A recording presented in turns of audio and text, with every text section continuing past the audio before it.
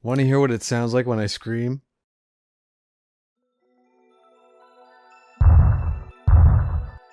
I'll get it.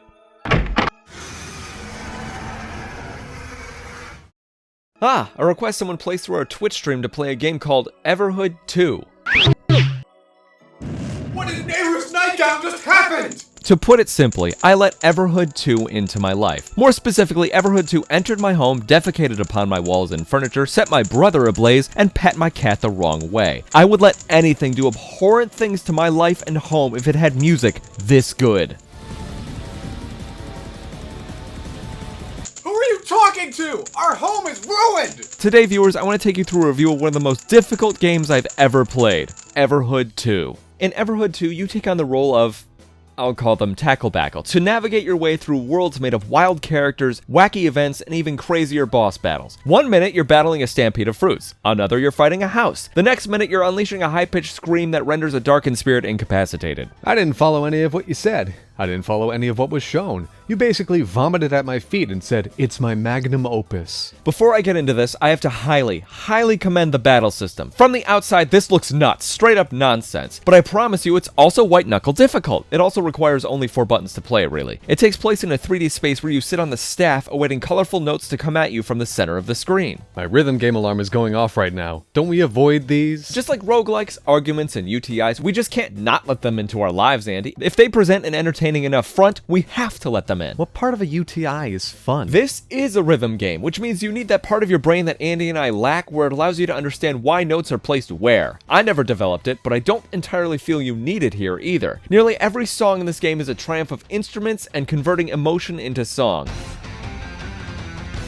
Even when you're charging a brown mage's toilet slot machine. What? I played this with an Xbox controller, so that's the rubric I'm using for button inputs. Left and right move you along the 5 lanes of the staff. Right trigger will allow you to absorb incoming colorful notes and charge an attack. Left trigger will release a charged attack, provided you have charged it enough. A will allow you to jump over notes, and pressing a direction and A will allow you to do a flippity-dippity jump. Okay, I'm putting some of this together. It looks like if you collect enough of the same color notes, this bar fills. It fills 3 or 4 times, I can't tell. Your first attack can only be fired off after filling enough of this first bar. After a certain point, the bar ceases to matter, and the number of notes collected seems to be the only important thing to pay attention to in this wad of things to pay attention to. There is a lot to a battle system this complicated, and there are certain bosses that pull incredibly dirty tricks to distract you and mess up your combos. The Mind Dragon comes to mind when it does this shit. Also, anytime a character has text on screen to read while you're trying to fight. I can't read that and dodge things and build my combo game. Let me breathe, maybe! I see you have some different weapons throughout this footage as well. Oh, you can strengthen your weapons with power gems. There are symbols next to each weapon that look to denote strengths and weaknesses, but I'm sure with a large combo, enough gems, and just a tiny bit of prayer, weaknesses can be overcome easily. This is specifically evident when switching the difficulty mode in Everhood 2. You have 4 difficulties: story, easy, medium, and hard. I played a grand portion of the game in medium until one boss continually served me my rhythmically challenged ass back to me several more times than my patience was prepared to allow. So far as I can tell, the difficulty mode is a damage multiplier for enemies and bosses. The lower the difficulty, the less damage they do. The amount of experience I got didn't change, items were still prevalent, and the amount of colorful notes stayed the same. But I was able to beat the boss eventually, which was a nice confidence boost. I have a feeling completing any battle in this game is a triumph in and of itself. Kind of true. There are curveballs it throws at you sometimes as well, such as removing your in-battle revives, or healing after each battle end, or multi-wave battles. There are some instances where these awful inclusions start to become standard battle practice. I was about to walk away when the zombies were introduced. It's a timed fight where if you don't beat the thing in time, you die.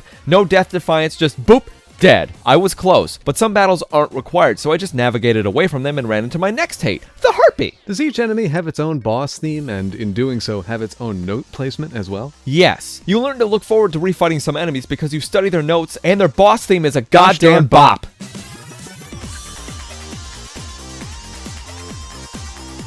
You can even refight bosses in the Coliseum if you miss their themes too much, or just buy the whole soundtrack because holy crap, it's great! Okay, James, we're hitting the end of our 3rd page here. You've dissected the battle system. How's the story?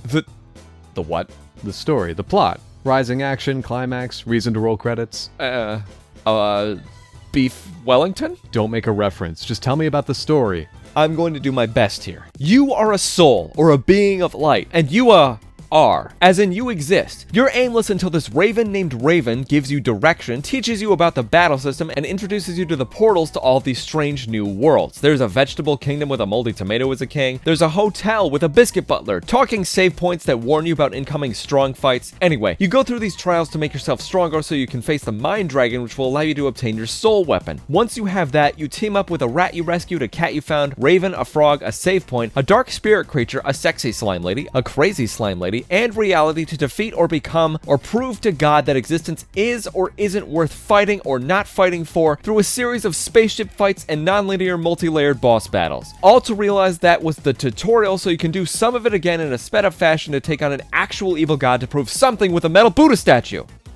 My confusion meter is here, James? You have to say things that move it to a down here position. Everhood 2 won't allow it. All things must be confusion all the time. This happens. That happens. Something just happens. You eventually just have to forget there's a story whatsoever so you can hear the next track in the game and fight the next thing. The plot becomes a vehicle made entirely of wishes and whispers that you pray brings you to the next part of the game where you fight something. I don't understand it. It lost me as soon as the Mind Dragon was defeated, and beyond that, all characters, jokes, and plot elements became overshadowed by the next thing in my path. It all lacks staying power to a shocking degree. Considering the atrocities you commit or don't commit, it's hard to imagine anything in this game being forgetful. But if it didn't have a damn nice track to fight it to, then I immediately forgot it. Even the damn nice tracks are easily forgettable for the next one to hit your ears. I still don't get it. I'm fairly certain no one understands, but we're here for the music specifically. It's like if Ninja Sex Party and Toby Fox got higher than Senator Socks, played Dance Dance Revolution for several weeks straight and decided to make a game about it. Nearly every song has finger-tapping, head-bobbing power that will stick with you. The story is some subversive explanation of the soul, existence, and life that I'm sure one of you red-stringed and played the first game to prove. Finally, the battle system is simple, familiar, and it can be tailored to several difficulty modes. It's fun, it's fucking hard, and you should play it in a very well-lit room. This game is migraine fuel if you're not careful. Well, thanks for stringing me along for this review, James. I guess. Did you play the first game? Did you understand either one? Sure you did. Anyway, be sure to let us know your thoughts and follow us for more. See you soon. Clean your microwave. Give your cat those crummy bits.